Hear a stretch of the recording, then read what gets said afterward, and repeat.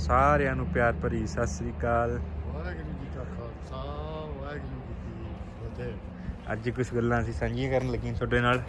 ਸਭ ਤੋਂ ਪਹਿਲਾਂ ਜਿਹੜੀ ਆਹ ਮਸ਼ੀਨ ਬਾਰੇ ਦੱਸੋ। ਸਭ ਤੋਂ ਪਹਿਲਾਂ ਭਾਈ ਤੁਹਾਨੂੰ ਦੱਸਦੇ ਹਾਂ, ਇਹ ਮਸ਼ੀਨ ਹੈ ਗਾਜਰਾਂ ਧੋਣ ਵਾਲੀ। ਇਹ ਲੋਕਲ ਬਣਾਈ ਹੋਈ ਹੈ। ਫਰੇਮ ਬਣਾ ਕੇ ਇਹਨੂੰ ਮਸ਼ੀਨ ਦਾ ਸਹੀਆ ਪਾ ਲਿਆ, ਹੱਥ ਦੀ ਲਾਤੀ, ਢੋਲ ਲਾਤਾ, ਗਾਜਰਾਂ ਪਾ ਦਿੱਤੀਆਂ ਅਤੇ ਇੱਕ ਬੰਦਾ ਇਹਨੂੰ ਚਲਾਵੇ। ਇਹਦੇ ਵਿੱਚ ਤਕਰੀਬਨ ਇੱਕ ਬੋਰੀ ਗਾਜਰ ਇੱਕ ਵਾਰ ਵਿੱਚ ਧੋਈ ਜਾਂਦੀ ਹੈ। ਠੀਕ ਆ। ਹੁਣ ਉਹ ਬੂਟਿਆਂ ਬਾਰੇ ਗੱਲਾਂ ਕਰਦੇ ਜਿਹੜੇ ਲਾਏ ਹੋਏ ਆਪਾਂ। ਲੋ ਹੁਣ ਅਸੀਂ ਦੱਸਣ ਲੱਗੇ ਹਾਂ ਜਿਹੜੇ ਬੂਟੇ ਅਸੀਂ ਖੇਤਾਂ ਵਿੱਚ ਲਾਏ ਹੋਏ ਨੇ। ਸਭ ਤੋਂ ਪਹਿਲਾਂ ਸਭ ਤੋਂ ਪਹਿਲਾਂ ਇਹ ਅੰਬ ਦੇ ਬੂਟੇ ਨੇ, ਜਿਹੜਾ ਦੇਸੀ ਅੰਬ ਲਾਇਆ ਹੈਗਾ ਸਿਰਫ ਘਰ ਦੇ ਯੂਜ਼ ਵਾਸਤੇ। ਉਸ ਤੋਂ ਅੱਗੇ ਤੇ ਇਹ ਆ ਜਾਂਦੀ ਇਹ ਜਾਮਣ ਦਾ ਬੂਟਾ ਹੈਗਾ ਇੱਕ, ਜਿਹਨੂੰ 2 ਸਾਲ ਹੋ ਗਏ ਲੱਗੇ ਨੂੰ। ਉੱਧਰ ਆ ਜਾਓ। ਉਸ ਤੋਂ ਅੱਗੇ ਇਹ ਬੂਟੇ ਕੀਨੂ ਦੇ ਨੇ। ਆਹ ਵਾਲਾ ਹਾਂ, ਇਹ ਕੀਨੂ ਹੈ। ਇਹ ਬੂਟਾ ਭਾਈ ਆੜੂ ਦਾ ਹੈਗਾ। ਇਹ ਬੂਟਾ ਭਾਈ ਅਨਾਰ ਦਾ ਹੈਗਾ। ਇਹ ਨਾਸ਼ਪਾਤੀ ਹੈ। ਇਹ ਬੂਟਾ ਨਿੰਬੂ ਦਾ ਹੈਗਾ। ਤੇ ਇੱਧਰ ਨੂੰ ਆ ਜਾਓ। ਇਹ ਬੂਟਾ ਬੰਗਾਲੀ ਅੰਬ ਦਾ ਹੈਗਾ। ਇਹ ਬੂਟਾ ਹੈਗਾ ਲਗਾਠ ਦਾ। ਇਹ ਬੂਟਾ ਲੀਚੀ। ਇਹ ਬੂਟਾ ਆਲੂ ਬੁਖਾਰਾ।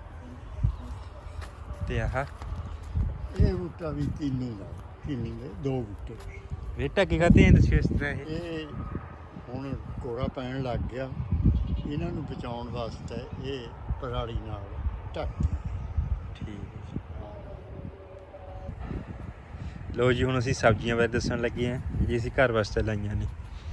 ਸਭ ਤੋਂ ਪਹਿਲਾਂ ਤਾਂ ਇਹ ਅਸੀਂ ਘਰ ਵਾਸਤੇ ਗਾਜਰ ਲਾਈ, ਵੱਟਾਂ ਤੇ ਗਾਜਰ ਹੈ। ਉਸ ਤੋਂ ਅੱਗੇ ਇਹ ਲਸਣ ਹੈ, ਸਿਰੇ ਤੱਕ ਲਸਣ ਲੱਗਿਆ ਹੋਇਆ ਹੈਗਾ। ਤੇ ਉਸ ਤੋਂ ਅੱਗੇ ਇਹ ਮੇਥੀ ਹੈ। ਮੇਥੀ ਤੋਂ ਬਾਅਦ ਇਹ ਮੇਥੇ ਆ ਗਏ ਜੀ। ਉਸ ਤੋਂ ਬਾਅਦ ਇਹ ਧਨੀਆ ਆ ਗਿਆ ਜੀ। ਇਹ ਵੱਟਾਂ ਤੇ ਮਿਰਚਾਂ ਲਾਈਆਂ ਹੋਈਆਂ ਨੇ। ਅੱਛਾ ਇੱਧਰ ਵੱਟਾਂ ਤੇ ਇਹ ਮਿਰਚਾਂ ਨੇ। ਹਾਂ,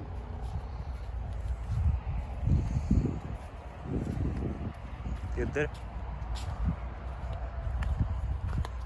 ਇਹ ਸ਼ਲਗਮ ਲੱਗੀ ਹੋਈ ਹੈ ਜੀ ਵੱਟ ਤੇ।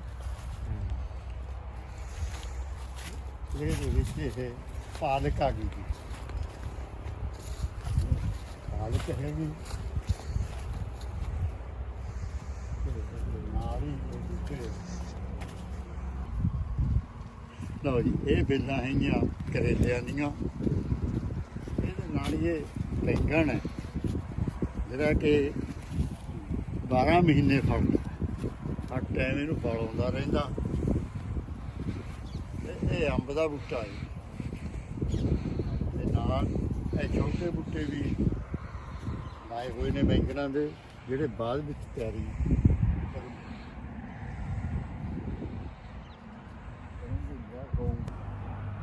ਲਓ ਜੀ। ਸਬਜ਼ੀਆਂ ਸਾਰੀਆਂ ਨੂੰ ਸਾਡਾ ਇਹ ਭਾਈ ਸਾਹਿਬ ਸਰਦਾਰ ਗੁਰਮੁਖ ਸਿੰਘ ਤਿਆਰ ਕਰਦੇ ਨੇ, ਜਿਹੜੇ ਕਿ ਇਹਨਾਂ ਦੀ ਉਹ ਬਦੌਲਤ ਤੇ ਸਾਰਾ ਖੇਤ ਜੋ ਹੈ ਹਰਿਆ ਭਰਿਆ ਰਹਿੰਦਾ ਸਾਰਾ।